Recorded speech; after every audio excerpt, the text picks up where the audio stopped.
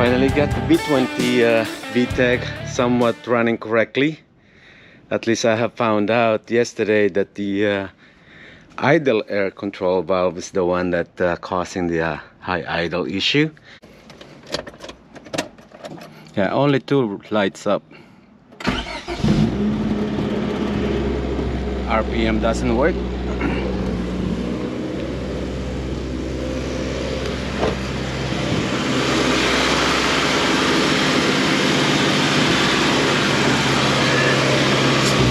Yeah, it's the idle air control valve.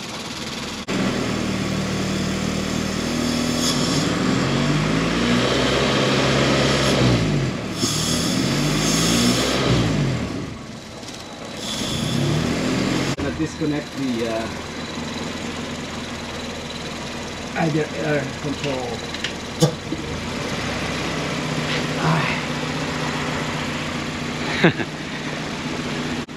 So I think it's the idle air control valve, the one that's no good, which is good. And this is the culprit. It's an aftermarket one, I think. What I got on there is for the Civic, and it has a different mount gap. This one is wider somehow. I guess this is the early generation. I got multiple things that I need to iron out on this motor. The radiator fan, why it's not kicking on. But today's episode is all about the gauge cluster. I want to see if I can try to find out what would cause that thing to be in op. Almost all of it, except for the 2 indication, the SRS and the battery light. That's the only thing that was on. And I've been searching a lot. There is something controlling that on the under dash fuse panel, but thanks to this one I got nothing to go by. But I'm going to use my daily. That one still have the information intact. And also I'm going to pull that off with the battery disconnected. That way it'll be safe for me whenever I start poking some wires. And the battery need to be disconnected. For that, just need some reset right there. Press of a button. Battery is disconnected. These are the fuses that's supposed to be on there. So I'm gonna start poking each one of them. Make sure there's no blown fuses or anything like that.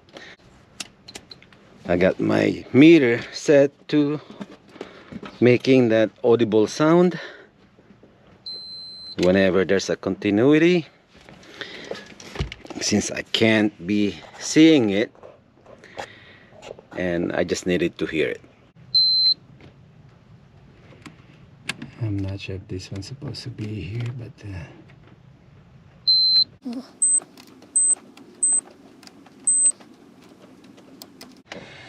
found me a little progress right here.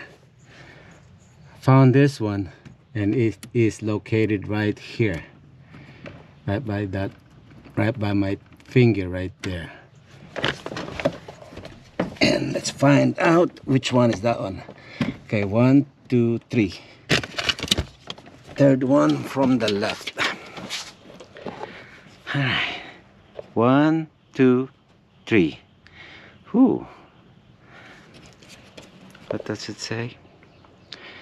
Defroster, relay, heater, motor, relay, cooling fan, motor, relay. 7.5. Oh yeah, I think this is it. And it is a is that 25 amps? Yeah.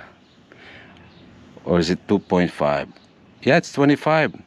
Why would they put a 25? This brake, I checked it earlier, and it didn't make any audible sound.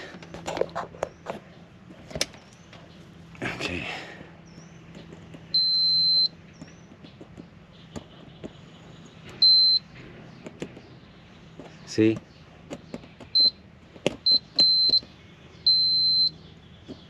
I think it's corroded. Yeah. I'm going to change this. This is the wrong one. Obviously it's the wrong one. It requires 7.5, and that's what I'm gonna do.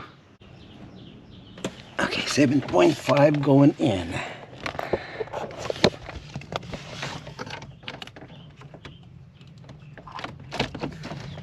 I think I finally got it.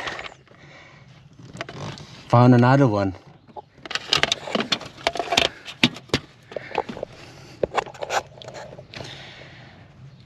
So this is the one that I replaced. It's for the cooling fan. So 1, 2, 3, which is the backup light. 1, 2, and 3 right there. I pulled it out, and there is no contact on the fuse. Is blown, right there. Nothing. All right, I'm gonna change this one, and I think that should work. Man, a simple fuse. Well, I should not be home base yet. Okay. Let me put a new one on there. I'm not sure if I got one, so I need 10 amps. I'll be back. I don't have a 10 amps here, but I'm just going to rub the one for the headlight, since I'm not driving or anything like that, and that will be put on there. Let's give that fan a try. That is next. Just simply going to bridge this connector. Alright. Since I have found that the breaker is pop for the relay, and that should do it. Okay, make sure I'm clear. If everything is correct, since I have changed the fuses on there, found 2 fuses that's bad, I'll be shooting 2 birds using 1 stone. Alright, here it goes. Oh man, and the fan works. Look at that. Oh man. Oh yeah. All right, this is what it's all about. Okay. Whew. Scratching my head for like 2 days here. It's just so simple. So there it is. I think I can end this video here. Now everything works. The oil pressure lights, check engine light, indicator, amber. It reset itself. So it looks like everything is good. The wire harness is good. Right on. And what else? Let me put that back in and let me give it a start. I want to make sure that verify everything is good. All right, I'll be back. Connectors plugged in. Everything is all secured. Nothing's hanging. And let's see, and we'll give it a start. A quick check.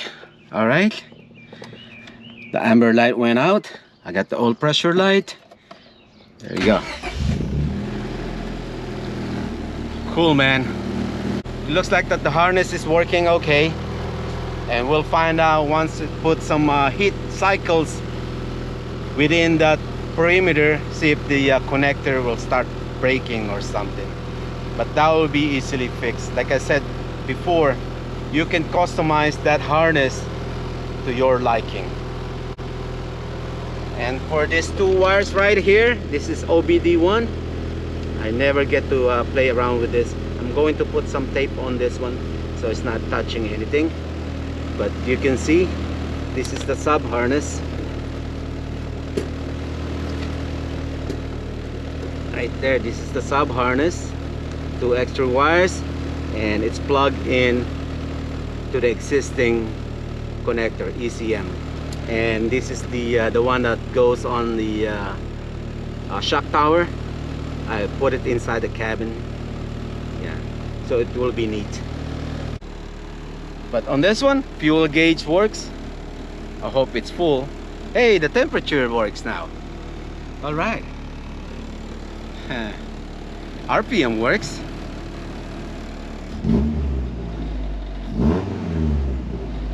Okay. All right, I just need to tidy things up.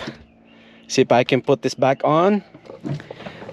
Make a wish list on what to get. The idle air control valve needs to be replaced. One fuse has to be put back on. I took it off from the headlights.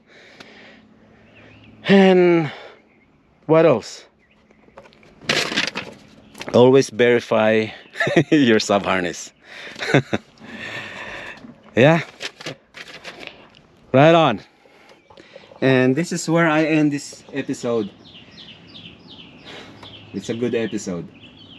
It's a good B20 EJ1 episode, I might say.